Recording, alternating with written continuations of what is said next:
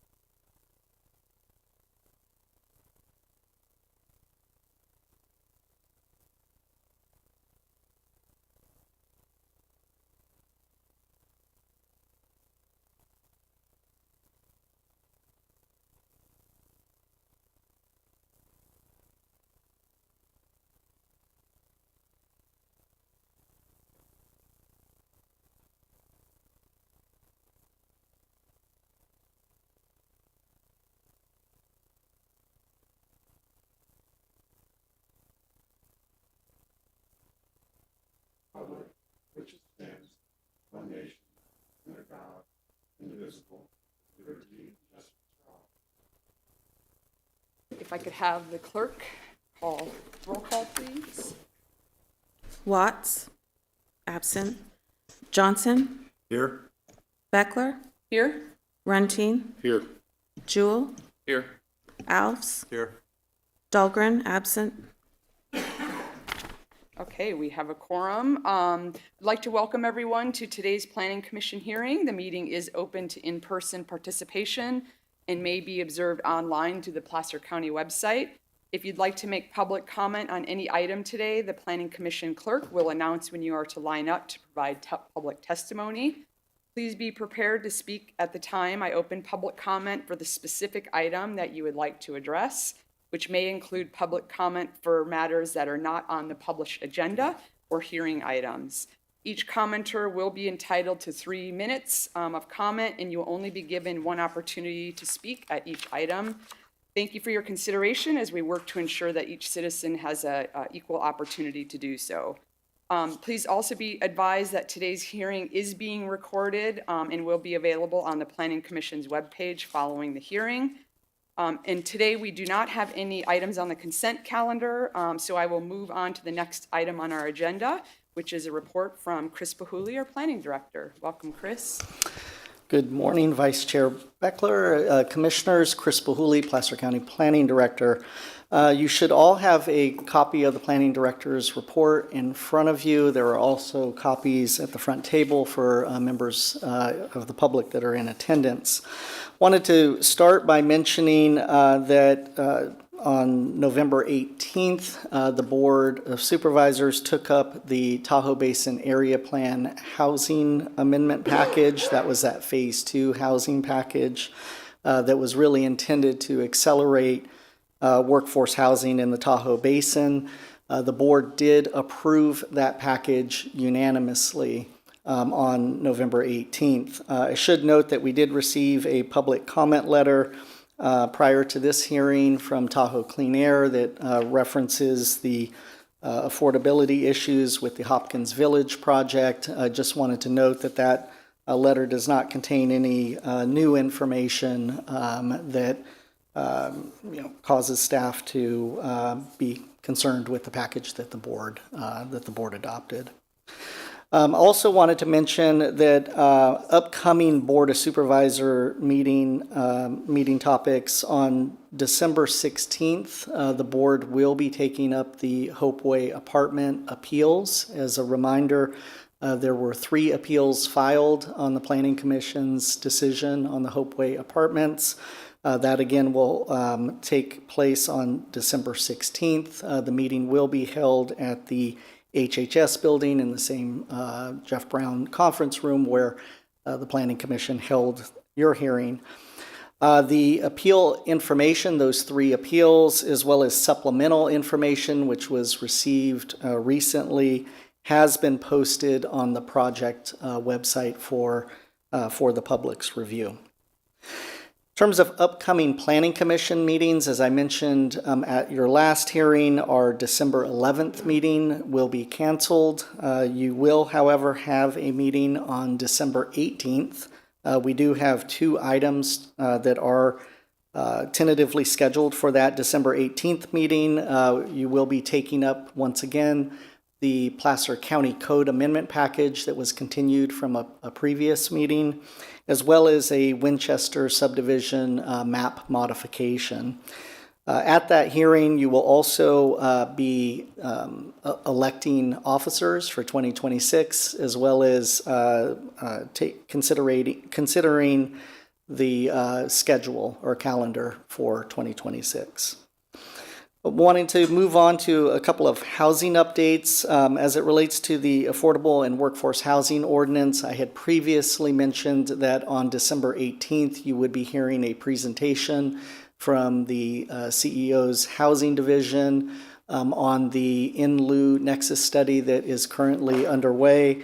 I've been informed that that will not take place on December 18th. They are working to bring that before the board and the Planning Commission, likely in the January-February time frame. I should also mention that team, the CEO's Housing Division, is going to be going to the board on December 9th to talk about long-term funding options for affordable housing. So given the Planning Commission's interest in affordable housing, that might be something that you might want to track. I wanted to also mention the Village at Palisades Tahoe specific plan. I know that that's a project that's of particular interest to the Planning Commission. I had previously mentioned that based on the settlement agreement that had been reached between Alterra and the two petitioners that filed a lawsuit on the project, that they had refiled an application to revise the specific plan. That continues to work through being processed by staff. We did have an informational meeting held earlier this week, a virtual meeting that was attended by roughly 120 individuals. We are going to be presenting to the Olympic Valley MAC next week on Monday, and we are anticipating that that revised specific plan will be presented to the Planning Commission sometime at the earlier part of next year, perhaps spring of next year. So I will continue to keep you updated as that effort progresses. Lastly, wanted to just cover a couple of administrative updates. The registration is open now for the League of California Cities Planning Commissioner Academy that is going to be held March 11th through the 13th in Anaheim. Our staff will be reaching out to all of the commissioners to gauge interest and then make travel arrangements for that training. And then lastly, mention that the quarterly project reports will be presented to you in late January, that last January meeting. That concludes my planning director's report. Happy to answer questions if there are any. Thank you, Chris. Do anyone have any questions? No? All right, thank you. All right, thank you. Okay, the next item on the agenda is Planning Commissioner reports. Do any of my fellow commissioners have a report or information they'd like to share? All right, moving right along. I will now open public comment for any matters not on the Planning Commission agenda. As a reminder, you do have 3 minutes to provide comments. So is there anyone in the room that would like to provide public comment for an item not on the agenda? Good morning. And if you could state your name for the record. Copies here. So, hello, I'm Laura Bullard, and good morning. I've seen you guys a lot over the last 2 years, and that makes me really sad, actually, because I don't think that residents of this county should have to work this hard to preserve our county. People move here for a reason, and that's not to live in an urban environment with houses sitting on top of each other and massive amounts of traffic. People within our communities that work hard to develop plans to allow that development that would prevent that type of degradation. Unfortunately, over the past 2 years, I've seen a lot of decisions made by this commission and the Board of Supervisors which have done just that, degraded our way of life. I've seen some of you actually take the time to look at some of these things and then oppose some of those development plans, but unfortunately those have gone by the way of the majority of you. And the problem is those plans have lacked planning and coordination with other departments and are destroying our local communities and putting the lives of citizens in danger. You guys are putting housing that's 4 to 5 times the amount that is in our community plans, and you fail to take into account the additional traffic that is put on our roads that are affecting our safety. That came to really fruition this week or whatever when my 31-year-old son was coming over to my house over in the Dry Creek area to drop off his dogs before he went to go teach, and he came in visibly shaken. And that's because he almost got into a head-on collision when he's trying to make a left-hand turn into the unincorporated off of Baseline Road. And someone was traveling, as a lot of people do, down the center turn lane, because there's only one lane coming into town, and he was almost hit head-on by this driver. The only thing that avoided the crash was that driver diverted over into the opposite lane of traffic. Unfortunately, there was no one there. Had that collision happened, what would have happened? There would have been serious injury or death. when I had asked somebody from the county transportation department or whatever about this, when they had a Zoom meeting or whatever in the fall, they said that there were no plans to widen the county side of the road and that they're waiting for the developers to do that, okay? That doesn't take into account that there are over 40 houses within that about 2-mile radius or whatever there, and those people aren't planning to move out because they live there, okay? But you guys keep approving development in the area that's 4 to 5 times the amount that's supposed to be in our community plan.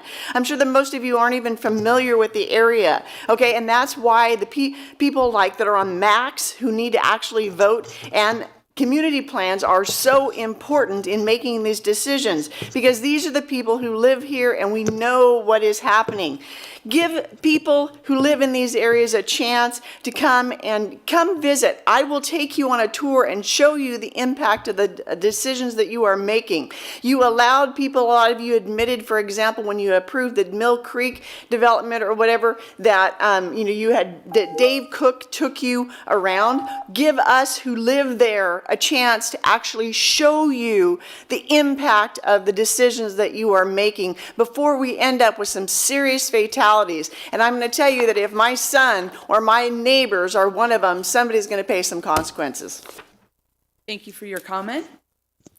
Is there anyone else in the audience that would like to speak? I see none. Do we have anyone with accommodation? Okay.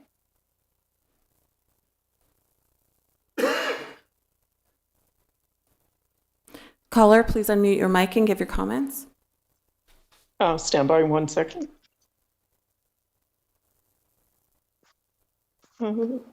Okay. This is my open commentary. Greetings, honorable planning commissioners, legal and planning department staff. My name is Diane Louise Alessi. I'm a 60-year domiciliary of Placer County and Christian Valley Park Community Services District in District 5. I'm speaking to place upon the public record a critical disclosure regarding the county's RM30 rezoning strategy for the 6th cycle RENA compliance.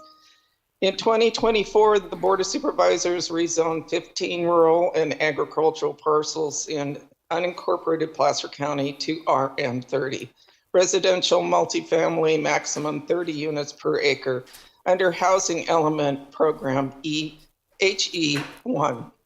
The planning department credited the maximum theoretical maximums capacity of 30 units per acre toward our lower income arena obligation when HCD certified the housing element. California law, however, is explicit. Only units that are entitled and constructed count toward arena progress. I'm not going to cite the code statutes, they're supplied to you in an email. Jurisdictions must demonstrate realistic development capacity, not merely zoning maxima. HCD guidance requires jurisdictions to plan for utilization rates as low as 80% or less, and to include adequate buffer sites. When projects are approved below the 30-unit maximum, virtually all will be in rural unincorporated areas, the resulting delta does not vanish. The county must identify and rezone additional parcels to replace the missing units or fall out of substantial compliance. This was not made crystal clear to the public at large. Case in point, for a prime example, and the precedent for the future tidal waves of failures. The USA Properties proposed Hopeway Apartments project, Site 18, illustrates this perfectly. Rezoned RM30 DC with the theoretical capacity of 343 units, yet the current application seeks 240. That's 21 units per acre, creating an immediate shortfall of 103 lower income units on that site alone. It is clear by public health and the stakeholders' safety hurdles that even if it was zoned to RM20, that is too many units for the infrastructure and possible mitigations in the community aesthetics. Statutory and case law consequences of continued underutilization are severe and well established. Special notice, shortfalls carried forward and are added to seventh cycle RENA obligations. Non-compliant housing elements triggered the builder's remedy with no grace period, allowing developers to override local zoning and standards for projects with as little as 20% low-income units. And that's to be found citations also in this email. Courts may impose fines of $10,000 to $100,000 per month, tripling after 90 days. These fines collected do not fund the local infrastructure. It gets laundered through the HCD political slush funds, compounded by the loss of eligibility for most state housing and transportation funds. I respectfully request that every future staff report on RM30 sites include the following plain language disclosure. Quote, our HNA credit is based on maximum zoned density, 30 units per acre. Approval at lower density below 30 units per acre will create a unit shortfall requiring additional rezonings to maintain housing element compliance and avoid builder's remedy projects and financial penalties. This is a giant boulder of distraction and destruction barreling down upon us, our communities. Remember that every major metropolis city once looked like us as rural. Are we all just going to just let it keep happening? Thank you for entering this into the public record. I yield. Thank you, Diane, for your comments. Vice Chair Beckler? Sorry, Okay. over here.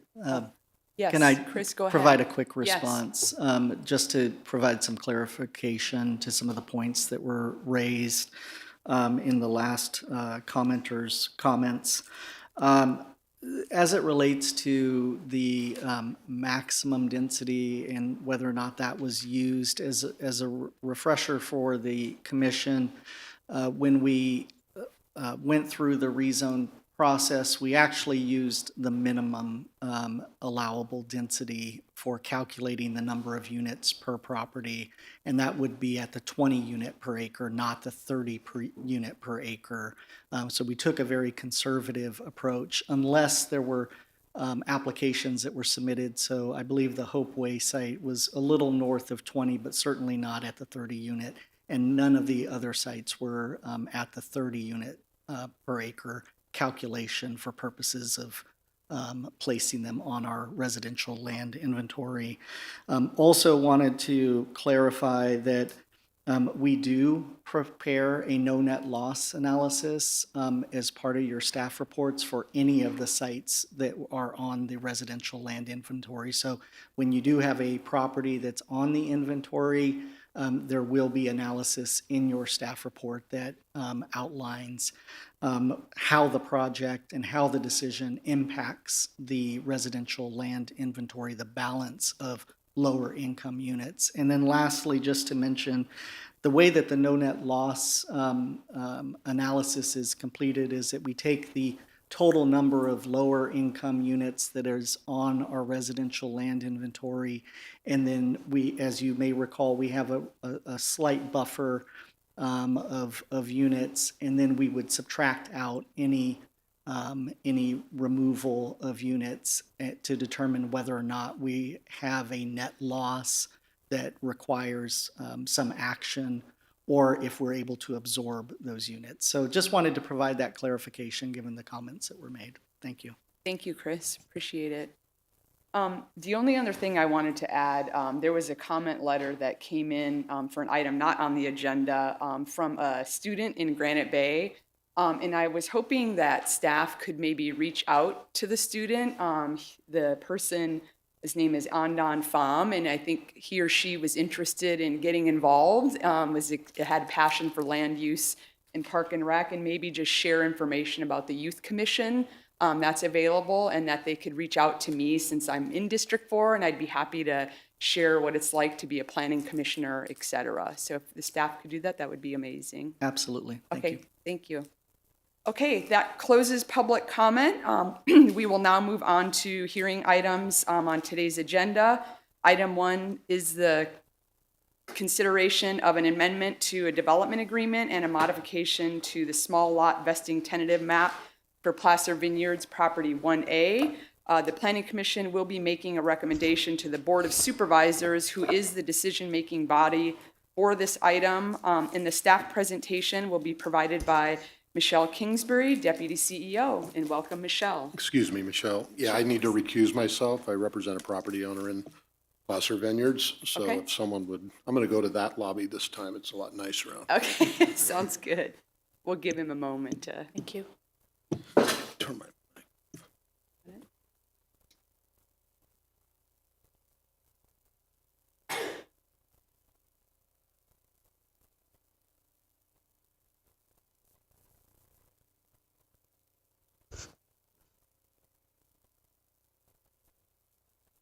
Okay, welcome, Michelle. Hi, good morning. For the record, Michelle Kingsbury, Deputy CEO in the CEO's office.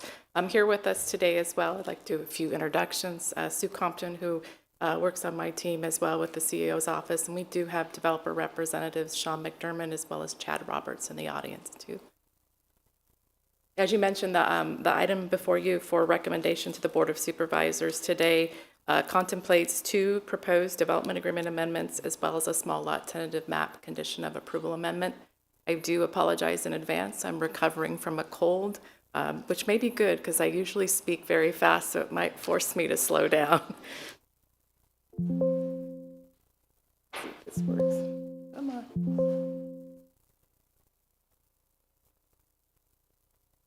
Oops. There we go.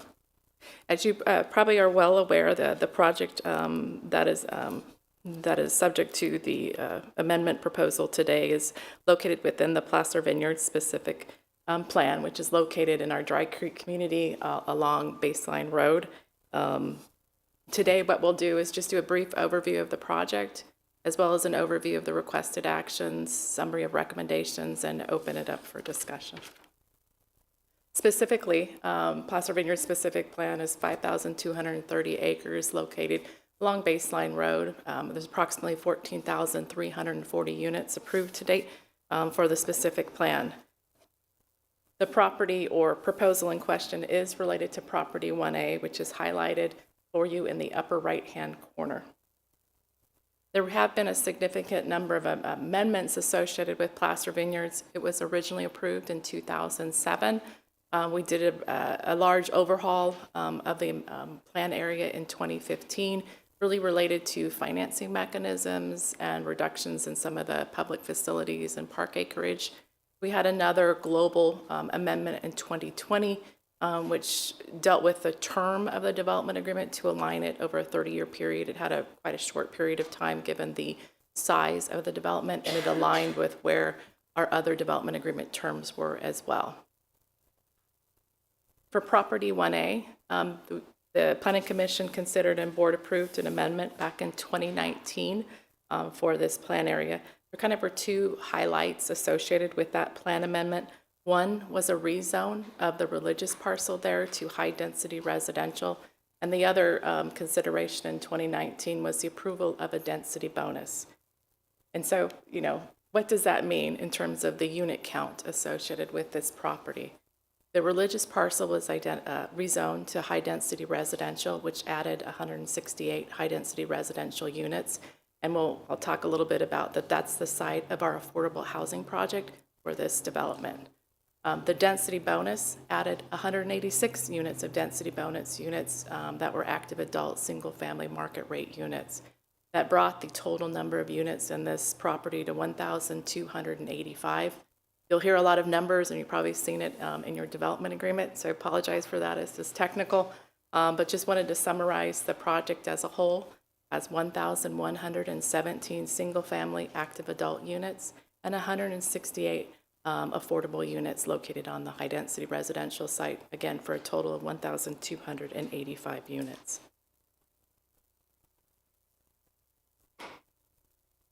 I've mentioned earlier the affordable housing project that is located on the high-density residential. It's site. It's currently under construction with site improvements. It's being developed by St. Anton Partners, who is a local and a regional affordable housing developer that we've all had experience or worked with in the past. In total, the slide before you and also included in your package shows the affordability breakdown.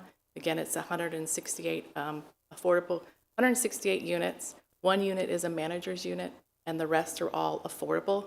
The average affordability for the project is 60%, but you can see with the slide the total breakdown of the units, including our hard and tough to reach, extremely low income units that they're providing on that site. We do anticipate building permits to be issued sometime in January, February. We were hoping by the end of this year, but with the earlier rains in November, it slowed down a little bit of the site improvements. But staff confirmed with the developer, St. Anton, that they're targeting January, February to get the building permits. So you'll start to see the vertical construction coming up. They did receive for their financing for this project what we call tax credits, which is a common financing tool for affordable housing projects, and no subsidies or no financial contributions from the county for this project. They're hitting their marks. Tax credits have certain marks that are required for the use of the funds, and they're hitting all their marks associated with the construction of the project. It's a well-known developer, and we fully anticipate this project to be constructed and probably leased up probably toward the end of 26, maybe into 27, to be fully leased up. So why are we here today? We're here today to consider 2 DA amendments as well as 1 small lot tentative map condition of approval amendment. The first DA amendment pertains to section 2.61 in the DA. That section in the development agreement currently outlines triggers for construction of the affordable housing obligation. It breaks the triggers down into 2 components. The first component was to receive all approvals for the project at no more than 50% of the build out of the project in layman's terms. And the project did achieve that by receiving approval of the design site review agreement for the affordable housing project. So they've met that first trigger. The second trigger that's currently in the development agreement is that by 75% build out of the project, the affordable housing project should receive their condition certificate of occupancy, meaning that the project's complete and ready for occupancy. Why we're here today to consider an amendment to this particular section is because due to the time, it takes multiple rounds typically to get that tax credit financing to build these projects, that we're hitting up against that trigger. That trigger at 75% is about 837 units. Currently, right now, the project's about, I'm looking at, so I think it's about almost 780 units that have received their building permits. So we're coming close to that trigger. However, the affordable housing project is under construction with site improvements. And again, we're working with them diligently and with the overall project team, anticipating building permits January, February. And again, once that's constructed, probably full lease up and occupancy of that site and probably around 2027, early 2027.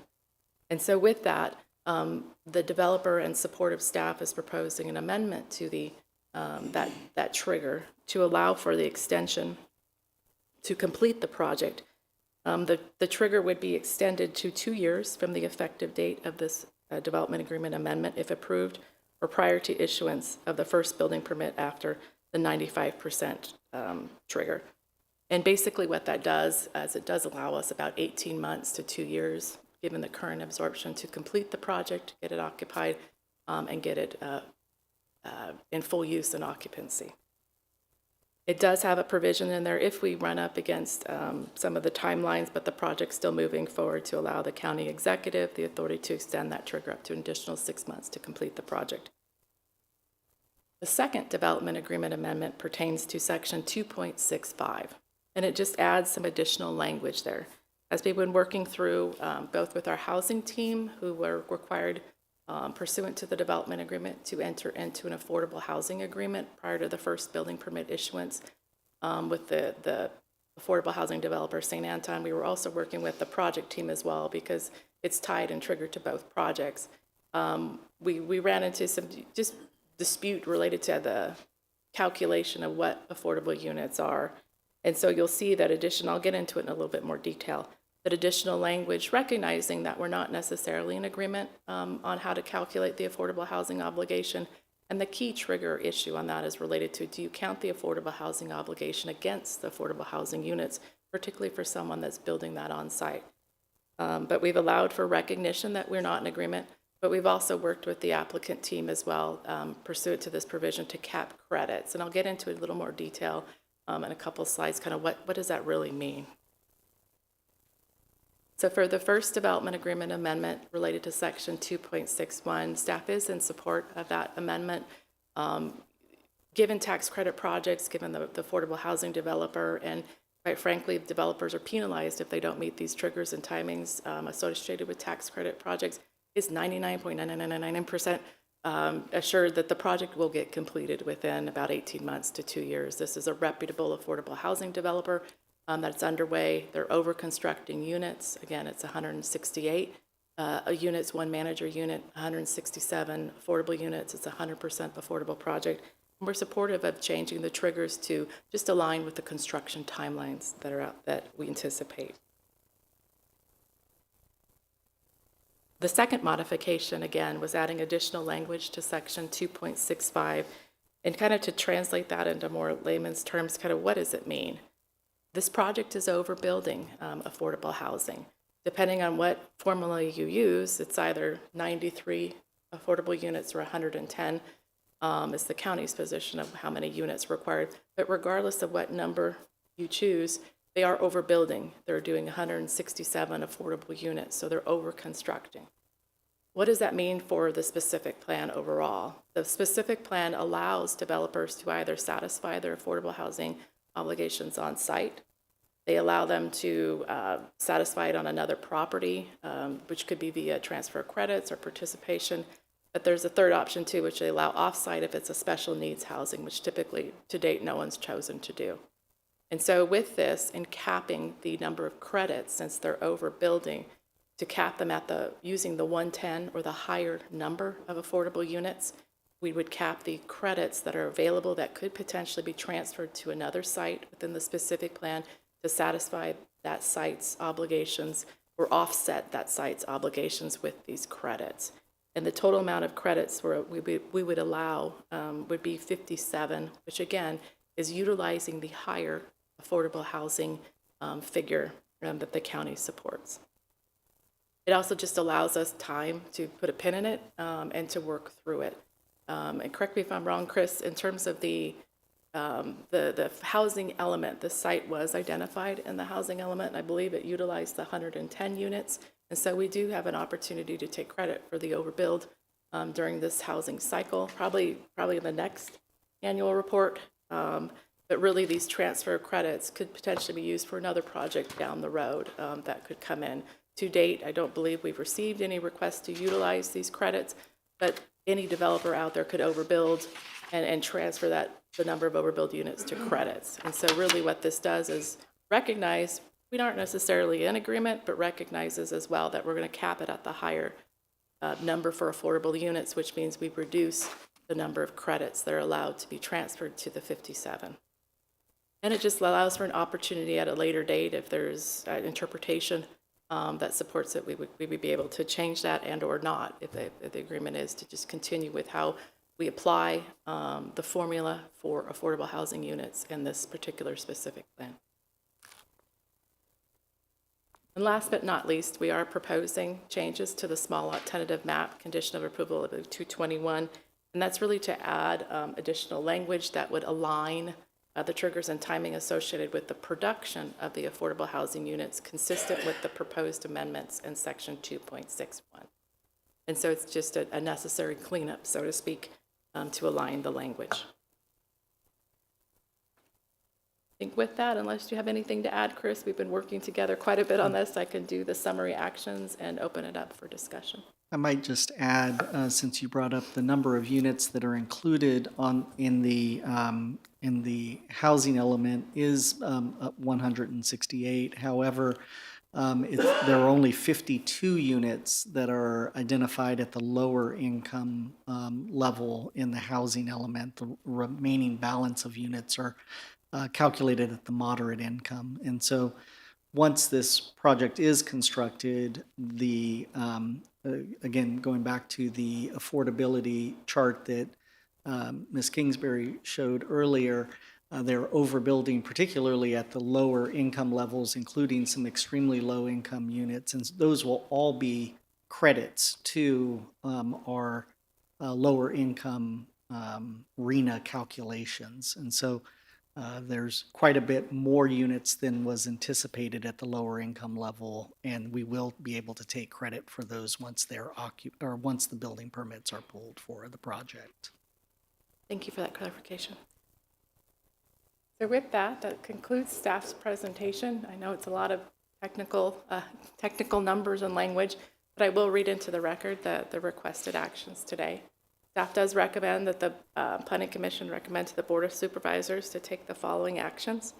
Number one is to determine the actions are consistent with the certified final environmental impact report and addenda for the Placer Vineyard specific plan, and that the actions do not trigger further environmental review pursuant to the California Environmental Quality Act guidelines, section 15168 and 15162. Action number two is to adopt an ordinance approving the Third Amendment to the Second Amended and Restated Development Agreement related to section 2.61 and 2.65 between the county and Lennar Homes of California LLC, a California limited liability company, and St. Anton Placer Creek Affordable LLC, a California limited liability company, relative to Placer Vineyard Specific Plan Property 1A. And last, action 3, is to approve the modification to the Placer Vineyards Property 1A Small Lot Vesting Tentative Map, which is PLN 17-00265, Condition 221, subject to the recommended modified conditions of approval. And with that, staff is available to answer any questions, as well as we have the developer representatives here too. Thank you so much, Michelle. Questions? Okay, yeah, I have kind of, it might be completely answered already, but just a confusion on my part. Now, this particular proposal includes age-restricted housing, and so the affordable housing is going to be separate from itself. And the reason I asked that is somewhere I read in here that the affordable housing is supposed to be scattered throughout the subdivision, but that wouldn't make sense with an age-restricted. So we're talking about all the 110 units being constructed within the apartments in this particular project? That's correct. Let me peel that back. So in terms of the unit types, so the single-family residential units, you are correct, are all age-restricted. That's about 1,117 single-family residential units that are age-restricted. The affordable housing site is 168 units, and it's just affordable. Through the design site review, they were granted a concession to remove the age-restricted, so it's not age-restricted per se for just the affordable component, but the larger or remaining portion of the development is. In terms of what was noted in the staff report is the general plan, and also included within the specific plan. The thought basically is not to concentrate all affordable units for development into one particular site. If you look at this project as globally, the project being Placer Vineyard specific plan, each property or as you could liken them to a subdivision is required to identify and how they satisfy each one individually. So for the project as a whole, Placer Vineyards, the affordable housing will be scattered throughout, because this developer, which is pretty typical to try and satisfy affordable housing obligations through more of a multifamily project, that would make it more advantageous to get those types of tax credit financing to offset construction costs. It's pretty typical to do that in a single kind of affordable housing project. But as a whole, the whole project, if you consider the whole project Placer Vineyard specific plan, when it was adopted in 2007, adopted the consistencies to the general plan, because the affordable housing will be scattered throughout, dependent upon how each property owner chooses to satisfy their obligation. That makes sense for your house. So the 110 units will be the apartments that we're talking about? Correct. It's in one site. It's Placer Creek Affordable Apartments. And that's typical for a property owner to choose. But as a whole, to meet the general plan findings, and that that we don't want to concentrate all units in one particular spot. Each property owner satisfies their obligation differently, and it could be on-site on their property as well. So it would be scattered throughout the development as a whole. Okay, yeah, okay, Yeah. thank you. Sure, that's a great question. Are there other questions? I have a couple questions, Michelle. And it's probably a numbers thing. It's all right. So the actual, this particular site, is it going to build 168 units or 110? Like the 57 transfer credits, are those not built or planned to be built? I could explain that. Okay. So county's position is that the affordable housing obligation is 110 units for this property 1A, to satisfy their development agreement requirements. However, they're building 168 units in this project. 167 are affordable. 1 is the manager's unit. And so therefore, if you take the 167 minus 110, that's where we come up with the 57 credits for overbuilding. Okay. But they are building the 168 units for the project. Which is above what the county's saying is the Correct. 10% requirement. Correct. Okay. And therefore, they have the opportunity to utilize or obtain credits for that overbuilding. For the 57. Correct. Okay, gotcha. Oh, And it's credit. yeah, that part was confusing. And then the 10%, I think it's in condition 220 that was in the staff report. It says the project shall provide at least 10% of the total residential units at a price affordable to very low, et cetera. So that's the standard rule applied to all developments that sort of fall under the 10% requirement. Is that true? Every development agreement is slightly different. I wish I could say they're all the same. So for this particular project, what the specific plan in the development agreement states is exactly what you said, 10% of all residential units. We don't apply that to density bonus units. And so how did we arrive at 110?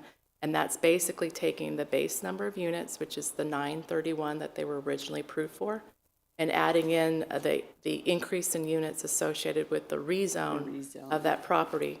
That brings us to 1,099 units. 10% of that's 110. We don't apply this to the density bonus units because that, is meant to be an incentive to construct. Okay. Yeah, and so the disagreement or question is, do you apply that percent or that to the affordable housing units? And so for us, it's just, that's what it said, that's what it was approved, and then, but, there could be changes in interpretation later, but we agreed to cap the number of credits at the higher affordability unit level. Okay. And then maybe a silly question, and I know that's not specific to what we're voting on today, because basically that part of it about the disagreement, we're not really establishing, should it be what the staff says or what the applicant says? I guess, though, why wouldn't it be resolved right now? Why defer it to later time? I'm just curious. It's a good question. I think there's a lot of questions surrounding affordable housing right now and potential updates to the affordable housing ordinance, et cetera.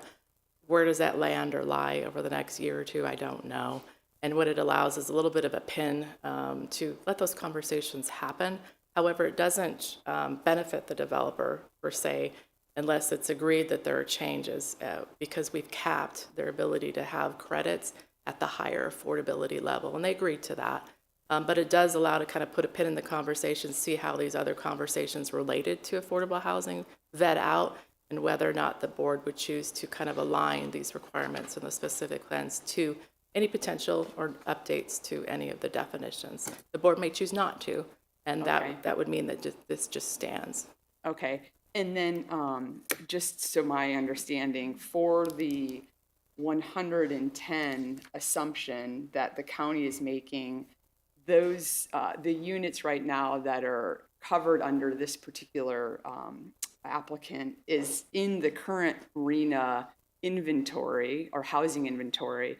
If later the board decides to negotiate and sort of side with the applicant on the 93, would that then affect the RENA inventory by the 110 minus 93 or not? I don't believe So- it does under the current, but Chris. Yeah, Just, I and I'm think just the way trying to that- get under an No, it's a understanding. good question. Yeah, I think the way that I would characterize that is that any future transfer of units might impact numbers in the future. It would be very likely that that wouldn't affect our current housing element unless Okay. those credits were transferred to a project identified in our current housing element. But it's very likely that it would, if there was a decision to have that greater, or to not allow, or to allow more than the 57 units to be transferred, that could affect a subsequent housing element, not likely this housing element, this 6-cycle housing element. Likely that it would be the next housing element cycle. Okay, but the 93 versus the 110, the delta there, does that affect a future RENA inventory? I guess I'm, Again, it could in the future. Okay, But not, okay. it's very unlikely that it would impact our current Okay. housing element. okay, Thank you. thank you. Any other questions? Thank you so much, Michelle. Hopefully I was slower. Yeah, it was very helpful. It's a complicated topic. I know you had mentioned that the applicant or representatives were in the audience, so I think it was Sean and Chad. Can I have the applicant or their representative please come to the podium? And if you could state your name, please. Good morning, Vice Chair Beckler, members of the Commission, Chad Roberts at Hefner Law on behalf of Lennar Homes of California, LLC. Appreciate the opportunity to address you this morning. I'd quickly like to thank staff for all their efforts in getting this item to you today. There have been a lot of conversations over a lot of months, so we really appreciate the dialogue. I had a couple of points I was going to make today, but Michelle gave an excellent presentation that was very thorough, that hit all of them. So I would respectfully request that the Commission move staff's recommendation and offer that Sean and I are here to answer any questions you might have. Thank you. Okay, are there any questions? No. Okay, are you agreeable with the DA amendment language and recommended modified conditions of approval as stated today? We are. Okay, thank you so much. Thank you. Okay, with that, Michelle, unless there's anything else you'd like to add, Nothing more. okay, I'd like to open up public comment. So if there's anyone in the room today that would like to make public comment on this item, please come forward.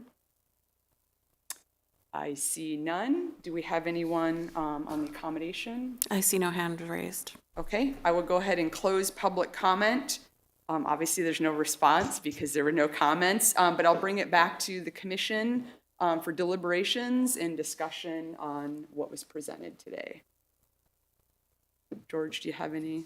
I'll start down on your side. No, George. nothing specific. I'd just like to thank you for the clarification on some of the numbers. Absolutely. It helps us It's better, confusing. better understand the numbers and the timing and how those relate. So I appreciate that.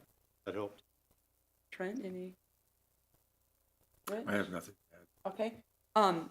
Is anyone, I'm just curious of the commission, if I could ask, do you guys have a point of view or desire to make any comments toward the board on sort of upholding that equal rule, which is 10%, so that all applicants fall under that rule as related to the dispute? Or would you like to just make a motion with the recommendations before us?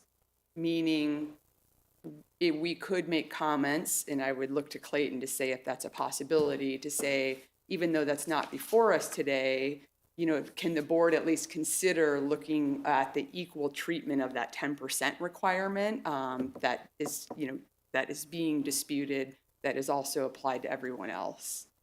Yeah, so I'll just add that the recommendations that are listed before you obviously are up and have been read into the record. And these are all recommendations to the board to approve the amendments as stated by staff. The commission could also provide additional recommendations to the board along with this, and I think that's what the chair is indicating is, or asking is if there's an interest in making a further recommendation to the board along with these, and that certainly could be done. It just needs to be done by way of a motion, a second, and a vote.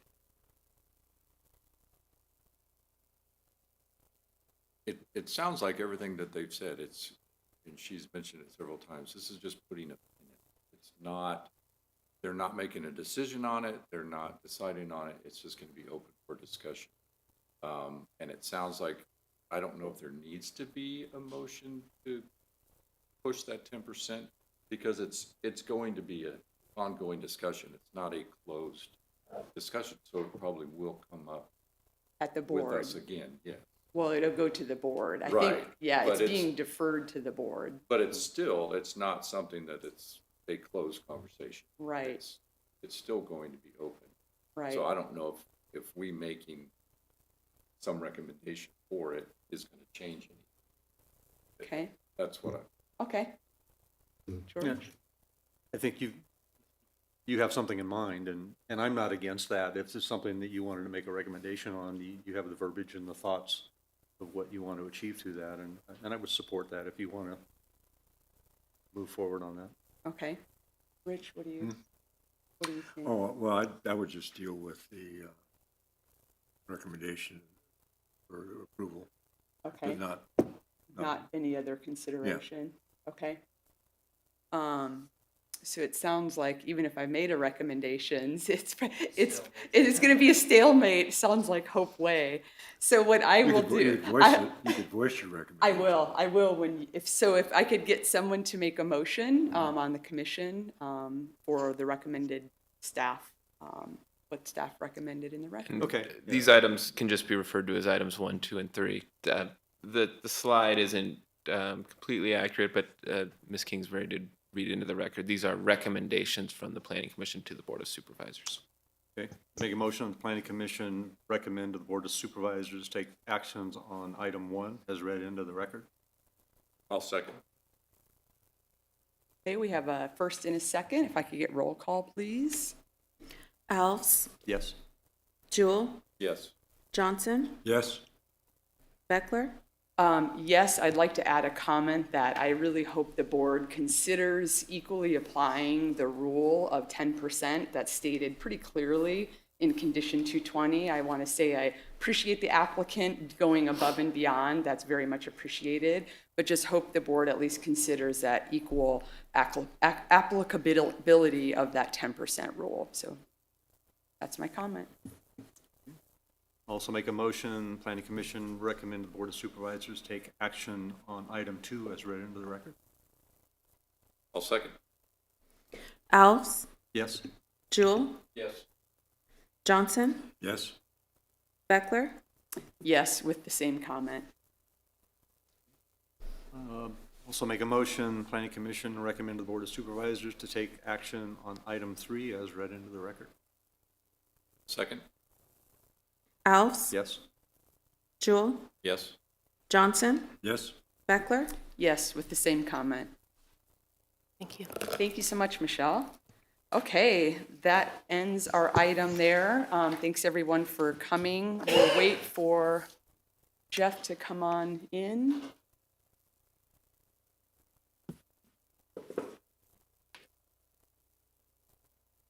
May have to go wake him up. He said he may be enjoying the sun out there.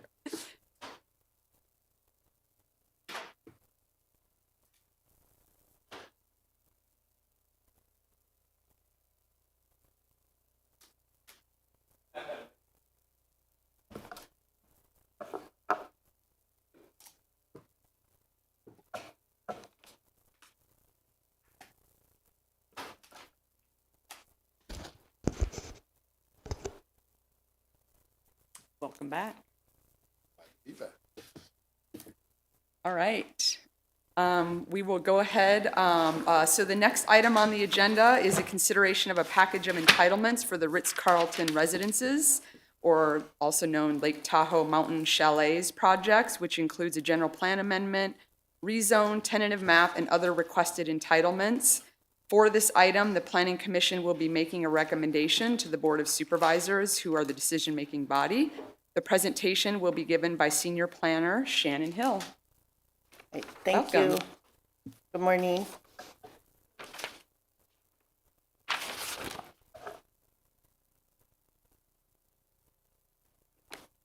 The proposed project is located at 13001 Ritz-Carlton Highlands Drive in the North Star area.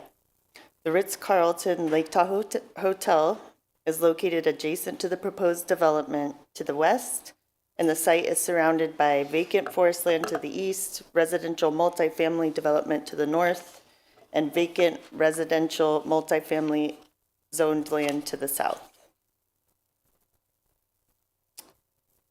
The Martis Valley Community Plan land use designation of the project site, highlighted on this slide, and land to the south is medium-density residential.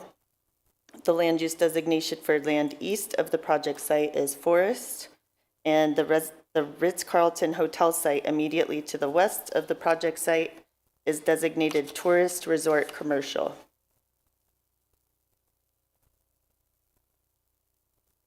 The project site is approximately 3.4 acres and is currently developed with a 114 space surface parking lot. Development of the project site was originally approved in 2005 as part of the North Star Highlands entitlement. The 2005 entitlement included a master conditional use permit, or CUP, for the program level features and a project level CUP for approval of phase 1. The project level approval of phase 1 included development of the 3.4 acre parcel with 41 individual condominium units for either fractional or whole ownership and associated parking. At the time of the approval, fractional ownership was in reference to timeshares. The project would modify the CUP approval to develop the project parcel with 38 condominium units separated into 18 separately sellable chalets with 184 parking space, 2-level, partially subterranean parking garage, and a new tunnel and elevated walkway between the proposed development and the adjacent Ritz-Carlton Hotel. Instead of potential fractional or timeshare ownership of the units, the project includes a condo hotel component as defined in the short-term rental ordinance, and owners of the 18 chalets would have the option to rent one or more of their units through the existing Ritz voluntary rental program that currently manages the 23 condo hotel units within the hotel.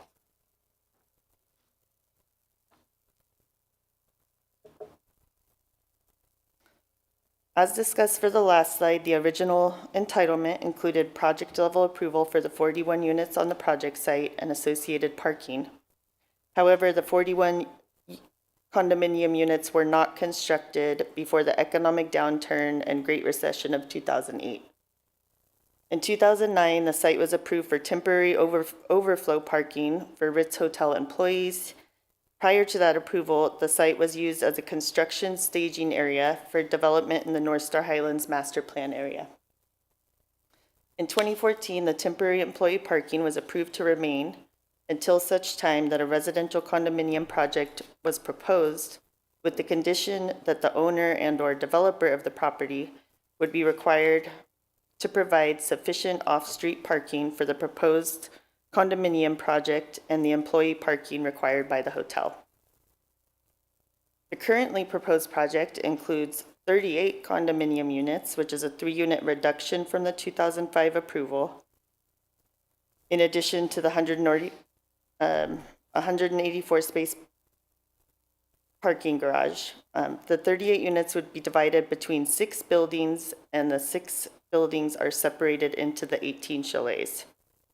And the condominium documents will contain a prohibition against severing or separately conveying any of the units comprising each chalet. In addition to the 184 space parking garage, each of the chalets includes a 2-car garage for a total of 220 parking spaces.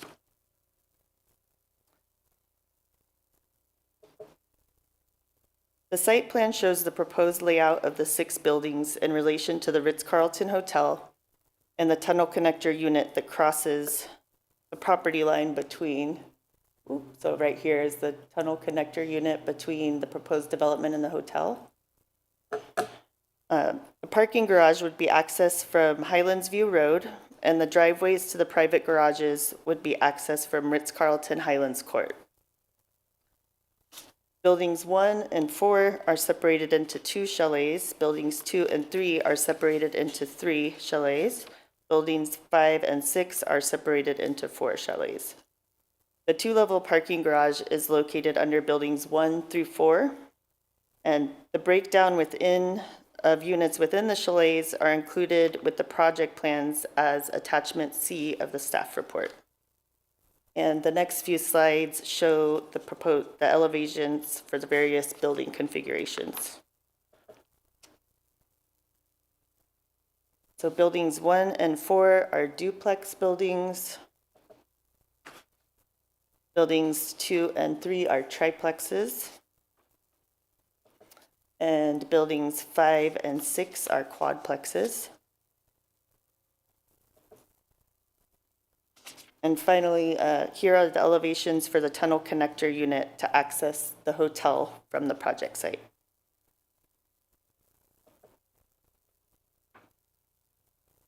The requested entitlements for the project are a Martis Valley Community Plan amendment, rezone, tentative map, and a CUP modification.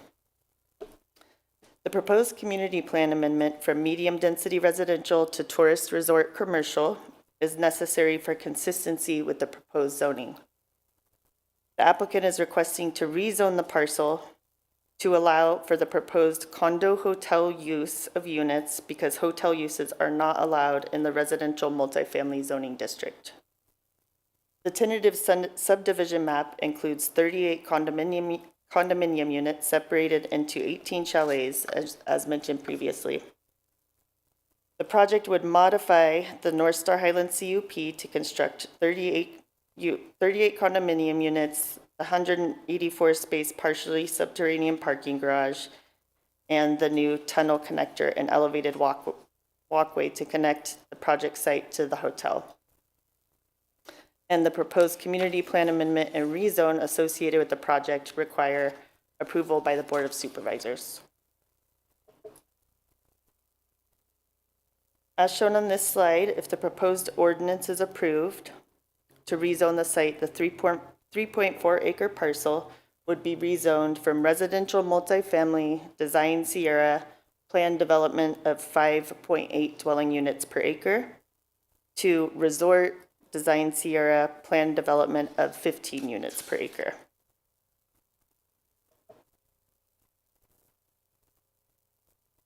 And for consistency with the proposed rezone, if the resolution is approved to amend the land use designation for the 3.4 acre site would be updated from medium density residential to tourist resort commercial, which is consistent with the adjacent Ritz-Carlton hotel site.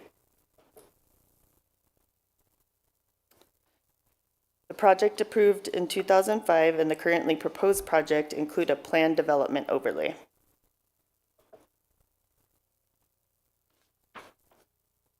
Within planned developments, lot size, bulk or type of dwelling, density, lot coverage, and required open space shall be subject to the provisions of the PD section of the Placer County Code rather than the requirements of the applicable base zoning district. Specifically, density, open space, and lot coverage standards for PDs are established by Placer County Code Section 17.54.100A, and this section provides for minimum open space and maximum coverage requirements for PDs proposing subdivision of airspace such as the proposed project. The information on this slide is included on the title page of the proposed tentative map, which is included as attachment B of the staff report, and defines setbacks for the planned development, which are shown in the table on this slide. The proposed density factor for the project is 15 dwelling units per acre to accommodate the 38-unit condominium development. The calculated density of the proposed residential units in site is approximately 11 dwelling units per acre. Based on the table in section 17.54.100A3 for airspace condominium projects proposing more than 10 units per acre, the minimum open space area is 35% of the site area and the maximum coverage is 30%. While the zoning ordinance requires open space and coverage calculations for each planned development site, an alternate approval for open space dedication for all of the North Star Highlands was approved by the Placer County Community Development Resources Agency, or CDRA director, in 2015 to account for all the existing and future residential development phases of the project, and the required acreage for open space was dedicated to the Truckee Donner Land Trust and recorded through a deed of conservation easement. The proposed project site coverage is 29.9%, including the coverage associated with retaining walls and not just the buildings, which complies with maximum 30% coverage allowed for the proposed density of the PD provided in the zoning ordinance. The maximum height of the proposed buildings is 55 feet, which is 20 to 30 feet less than maximum height of 75 to 85 feet approved for condominiums in the North Star Highlands as part of that entitlement. The tunnel connector unit would have a maximum height of 30 feet, which complies with the 36-foot maximum for the resort-based zoning district. So no additional height is being requested for that.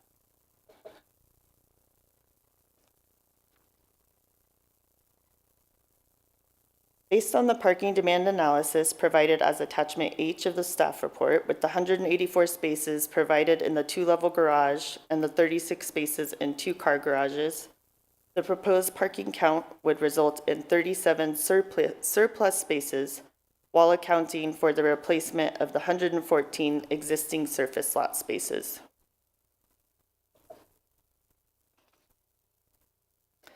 This slide provides the breakdown of required parking spaces from the parking and demand analysis, showing the number of units and parking space requirements that LSC used to determine that there would be a surplus of 37 parking spaces.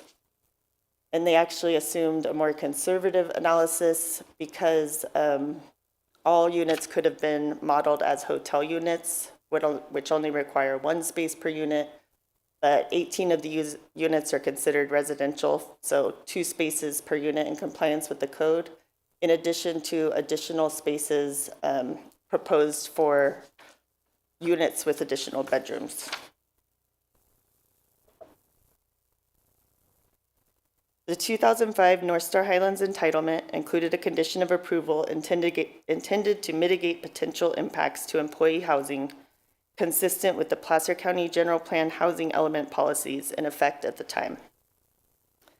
This condition of approval remains applicable since the applicant is proposing a CUP modification and is included in the recommended modified conditions of approval for the project as condition number 139.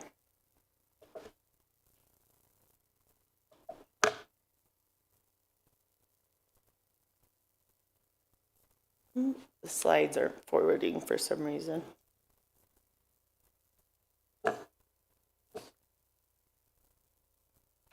Oh, sorry. In compliance with condition of approval 139, the applicant submitted an employee housing mitigation plan outlining the proposed method of compliance with the condition, and the plan was executed on October 16th, 2005, after review by planning and housing with the county. Based on the project's design, which allows chalet owners to elect to include 1 or more of their condo hotel units in the Ritz voluntary rental program, the Ritz Hotel Management estimated that the project would generate a need for up to 14 full-time equivalent employees, or FTEs, to support project operations and the associated rental program. This slide shows how the in-lieu fee payment was calculated, and the fee would provide monthly rental subsidies for 7 employees, which is 50% of the calculated FTE demand. The total in-lieu fee payment of $213,036 is based on an annual affordable rent payment of 30% of the moderate income threshold for Placer County employees. The in-lieu fee payment proposed for compliance with condition 139 is slightly higher than the current in-lieu fee required for new developments to comply with Article 15.65 of the Placer County Code for Affordable Housing. The impact fees approved by the Board of Supervisors on April 15th, 2025, set the fee at $2.73 per habitable square foot. Under those requirements, the project would owe $192,651 for the proposed square footage of the units, which is $2, so the calculation is $2.73 times 70,568 square feet. Therefore, compliance with the condition 139 results in an additional $20,385 in impact fees collected when compared with current requirements.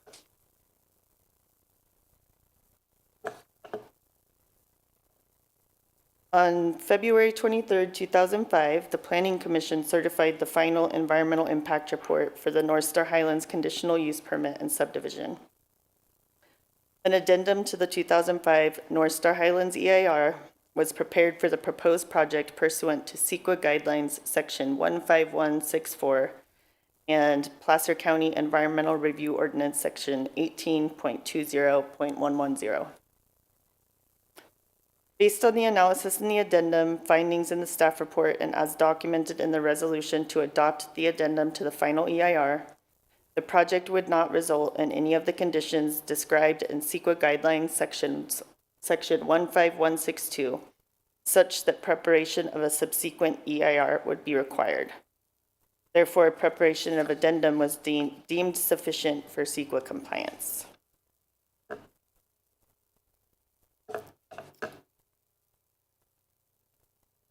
As documented in the analysis of the staff report and summarized on this and the next slide, the proposed project has been analyzed against and has been found to be consistent with relevant Martis Valley Community Plan policies, including policies for efficient use of land and natural resources, land use development patterns, long-term conservation of important resource land, facilitation of pedestrian circulation through the site, minimization of visual impact of parking areas, and physically connected open space and recreation areas.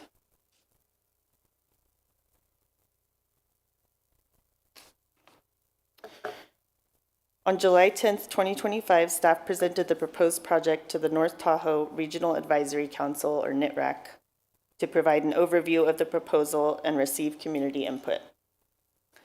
Council members expressing support for the project noted that the site is located within a ski resort area rather than a traditional residential neighborhood. The project aligns with the vision and intent of the Martis Valley Community Plan adopted in 2003 and represents an improvement over the existing surface parking lot, and also that the condo hotel use was appropriate for the location considering the adjacent hotel use.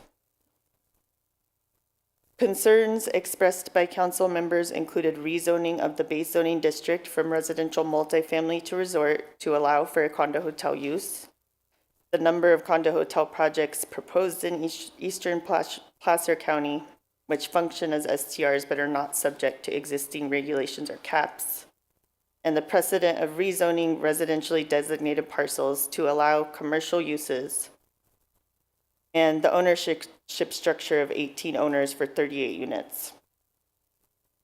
In addition, council members provided recommendations to the county to reduce the STR cap by the number of condo hotel units approved in eastern Placer County, update the Martis Valley Community Plan, which is adopted in 2003, to reflect current conditions and priorities, and reiterated the importance of context when evaluating future rezoning proposals, with an emphasis that similar projects would not be suitable in residential areas. We received one public comment this morning from Tahoe Clean Air. It was regarding generation of VMT and hundreds of trips and associated evacuation concerns. So I'd just like to note that as mentioned throughout the presentation, this project was approved in 2005 for 41 units, and the units have been reduced to 38. There was a modeled increase in the VMT analysis, a net increase of 87 one-way trips in winter and 99 trips in the summer. However, that was a very conservative analysis prepared by LSC that accounted for, whereas the initial project was just modeled as residential, this was modeled as hotel units and residential. And in addition, emergency services personnel has performed an initial review of the project plans and has designated evacuation routes, and emergency services personnel are comfortable with what is being proposed by the project.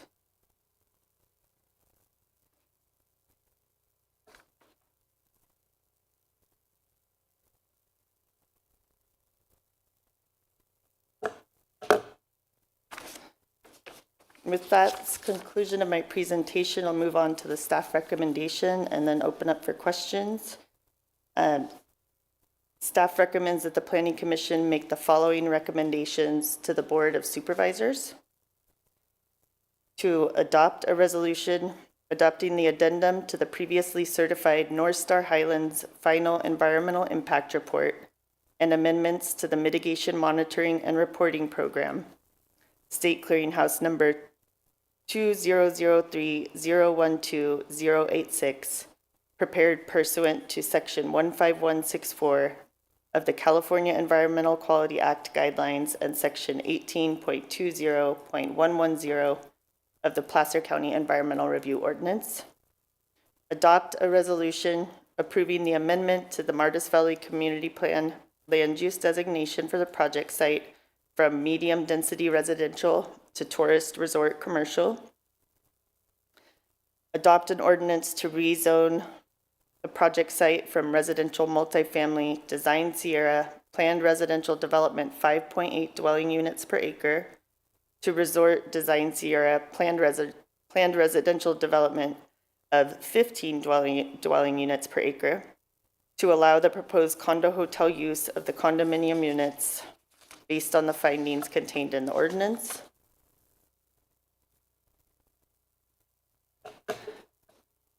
To approve the tentative subdivision map for 38 condominium units separated into 18 separately sellable chalets on a 3.4 acre parcel, subject to the recommended modified conditions of approval and based on the findings in the staff report. And lastly, to approve a modification to the North Star Highlands conditional use permit to construct 38 condominium units divided into 18 separately sellable chalets, 184 space partially subterranean parking garage, a new tunnel and elevated walkway to connect the project site to the Ritz-Carlton Lake Tahoe Hotel, subject to the recommended modified conditions of approval and based on the findings in the staff report. And I'm available for any questions, and the applicant is also with us in the audience. Thank you so much. Commissioners, do you have any questions for Shannon? Okay, thank you, Shannon. Thanks. If the applicant or representatives would like to come to the podium.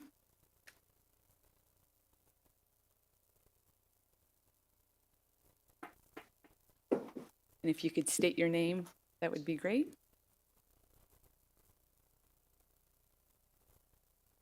There we go. There it is. Good morning, Commissioners. My name is Wyatt Ogilvy. I'm here in representation of Braemar Hotel and Resorts, the owner of the subject property and the operating Ritz-Carlton Hotel. Thank you for your time today. I wanted to thank all staff. Shannon's presentation was well done and thorough and comprehensive. We've worked at length with staff, as well as Pat Angel with Ascent Environmental, who did the addendum to the environmental impact report. And Pat actually was involved with the original EIR that it was adopted in 2005 when the master conditional use permit that created the Highlands plan development was done. What's before you today is really the same functional equivalent of what was approved in 2005. It's kind of backing into where it's effectively addressing the changes in the real estate market as well as policy within Placer County to get back to the same project that was originally envisioned is a sister project to the Ritz-Carlton Hotel. Those fractional condominium units that were originally entitled 41 units, one, the real estate market today doesn't have any interest in fractional ownership, and the fractional ownership was always intended to be marketed, co-branded with the Ritz-Carlton, and managed by the Ritz-Carlton. At that time, actually in 2005, even though this property sits just outside of the Tahoe Basin, just over the hill in the Tahoe Basin where Tahoe Regional Planning Agency has jurisdiction, there was a lot of dialogue around fractional, and TRPA actually looked at fractional residential use as a tourist use. The zoning here originally was a residential use. The adoption since the original conditional use permit to go forward with the short-term rental ordinance in Placer County makes complication for how the original property was intended to be developed, constructed, and operated. And so the zoning change that's before you is really to allow for the intended original management and use with the same functional equivalent of the original conditional use permit. The environmental impact report addendum identified no new significant impacts, and we've worked at length with staff through the conditions of approval, and Braymar's prepared to adopt all those conditions of approval. We're in agreement with those and support the recommendation before you today with staff, and be happy to address any questions you may have. Okay, thank you. Questions? I guess, yeah, each of the chalet units is going to be privately owned by somebody. Is that correct? Yeah, it's a little misleading in terms of the 38 units. I mean, there's 18 chalets. The condo hotel use, the county doesn't have a definition of a lock-off in this community plan or a lock-off unit. So each of the 18 chalets have the ability for an owner to lock off a portion of the unit to where they could keep a portion of the unit private and put only a portion. Effectively, they could put all, a portion, or none of their unit into the management program with the Ritz. We can't legally force them to rent the unit. It's a self-election. So they could, out of those total 38 units across 18 chalets, each owner of the 18 chalets can elect to put all or a portion of their unit into the rental program. Okay. Okay, thank you. Sure. Great, thank you. And I would just ask, it sounds like you're agreeable, but I'll ask the question. Are you Sure. agreeable with the recommended conditions of approval that were We are. presented? Yeah, we've reviewed them thoroughly and worked with staff, and we are in acceptance of all the conditions of approval. Okay, thank you so much. Sure. Appreciate Thank you. it. Appreciate your time. I've got a quick Oh, question. sure. So roughly two units per chalet? It depends on the configuration. It's 2 or 3. But roughly, how Yeah. many? 38, Yeah. 18 owners? Yep. And then what's the timeline for assuming approval? What? I think realistically, given we had some changes in kind of foundation and structural design, so I think realistically it would be a 2027 grading season given the limited construction schedule in a mountain environment. Right. Yeah. Right. Okay, thank you. Sure. All right, any other questions? Okay, thanks. Thank you very much. So with that, I am going to go ahead and open up public comment. Is there anyone in the audience that would like to make public comment on this item? I see none. Do we have anyone via accommodation? I see no hand raised. Okay, I will go ahead and close public comment. Staff, if there's anything you'd like to say, otherwise we'll move into deliberations. Nothing further from staff. Thank you. Okay, We did have a couple letter. yes. Yeah, is there anything you'd like to say on the letter? I don't know, maybe staff can address what their opinion. Yeah, if you guys maybe could just speak to, I think there were 2 letters. I think, Chris, you mentioned a little bit earlier about the first one, but but from Tahoe Sierra Clean Air. Is there anything of concern that you saw in either of the letters that we should be aware of? Yeah, I believe there was only one letter specific to the Ritz. Tahoe Clean Air submitted two. I mentioned during the planning director's report a response related to the comment TBAP. about Hopkins Village and the TBAP. Yeah. I'll let Ms. Hill speak to the letter received related to this project. Okay. Thank you. Yeah, so staff reviewed the comment letter received this morning from Tahoe Clean Air. As mentioned earlier, it was related to VMT increases and concern that there would be hundreds of new additional trips associated with the project. However, the original project approved is considered the baseline with the 48 units.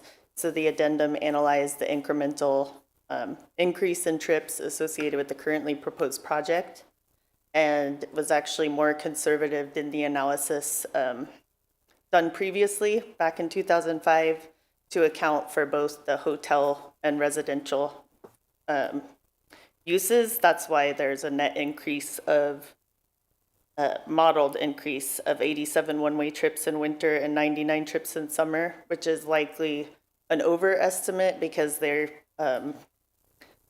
assuming that all the units available to rent will be rented at the same time. So that's why there's that net increase associated with that in the analysis. You mentioned 48 units. Was that just a misspeak? You meant 41. 41 was the original, Right. and 38 is the new. Yes. And the piece about the contraflow without contraflow in the study that was indicated, is this new study requested or accessed via public records request something of concern? It sounded like emergency response replied to this particular project and didn't have concerns, but maybe if you could just speak to that piece. Sure. Yeah, so there's existing emergency evacuation routes established in North Star. And it's partially, North Star Community Services District has their own fire department. So they also review all the proposed project plans. So basically, they have established routes for leaving the North Star area and then go into the established routes for all of North Tahoe onto 267. And based on their review of the project, there was no additional concerns expressed about additional impacts or, associated with this project as it relates to evacuation. Okay. Great. Thank you. I did have one just quick question. It's probably more curiosity, Shannon. The STR, I know one of the MAC suggestions was this STR cap, and I'm just curious, is that a standard or normal thing where new units that were sort of pre-approved in a sense there would be an offset to the STR because of the potential that these chalets would be rented out as short-term rentals? I know that if it's through the Ritz management company, that's one piece, and then if they choose to go with their own property management firm, that like truly would be short-term rental. So is that a normal thing where there would be an offset to that cap for new units being put in or not? Not condo hotel units, just based on the way the STR ordinance is currently written. So there's a cap, and I don't know the exact number, 3,950 or something for STR units, but condo hotels don't currently count towards that cap. So that's why they were making that recommendation. Gotcha. So they're not considered that type of unit that qualifies under the short-term rental, even though technically they could be rented out as a short-term rental. Yeah, so there's like a specific definition that condo hotels are required to meet, like their management structure, but they're not required to get an STR permit, the same as like a house in a residential area would. So there's a bit of a nuance there. Okay. And if someone that bought a chalet decided to rent out a portion or all of it, like the gentleman was saying earlier, that doesn't go through the management company, then it would fall under that cap of the short-term rentals. Yeah, under the Okay. current regulations for the STR ordinance, if they did not elect, they wanted to rent out their unit, but they didn't want to go through the Ritz voluntary rental program for some reason, they would be subject to the STR permit requirements. Okay. Yeah. Okay. Thank you. And then one other quick question, again, it's probably more out of curiosity as we think about the Affordable Housing Nexus study coming in a couple months.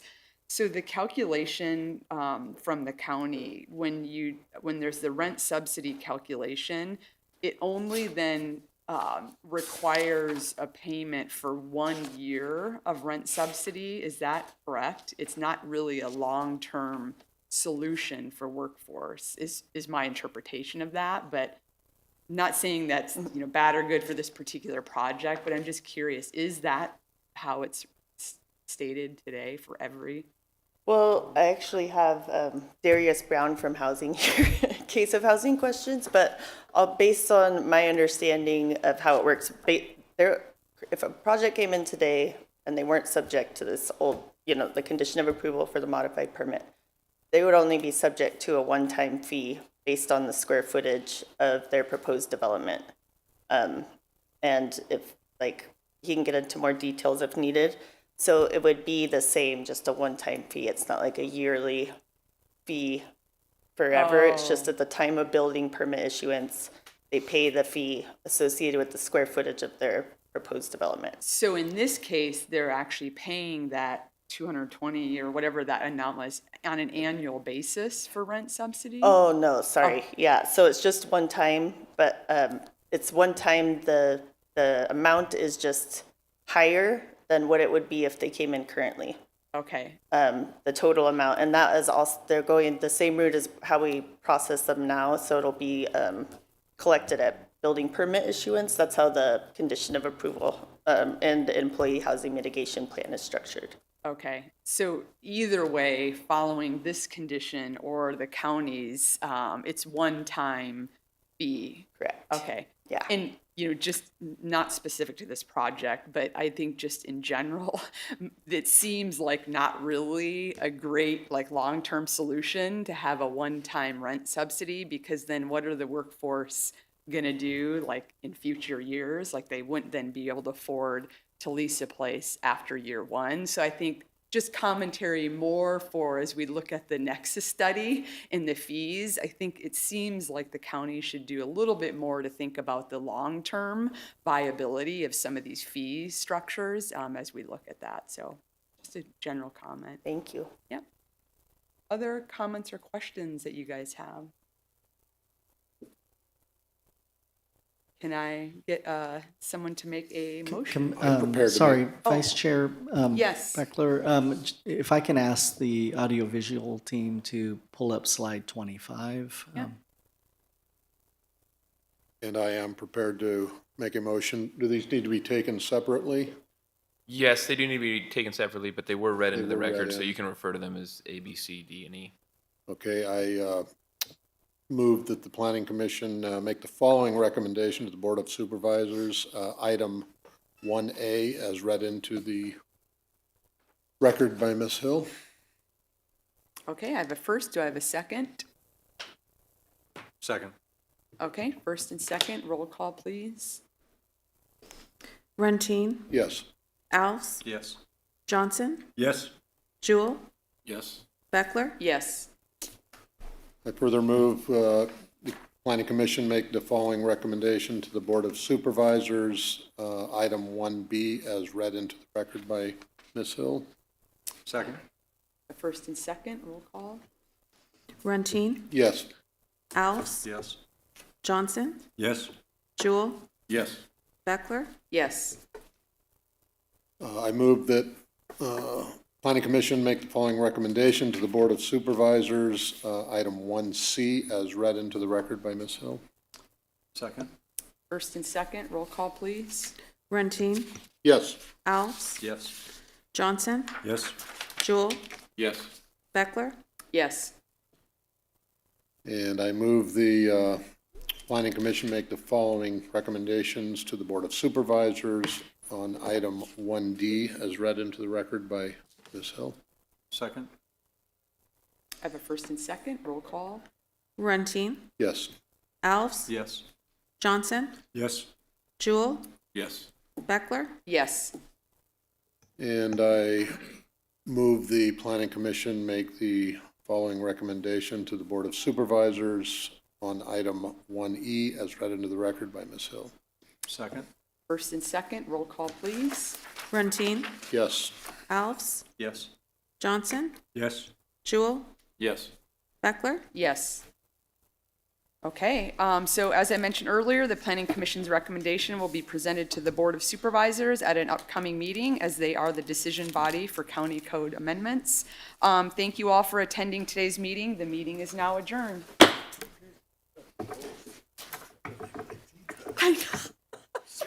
I can get into my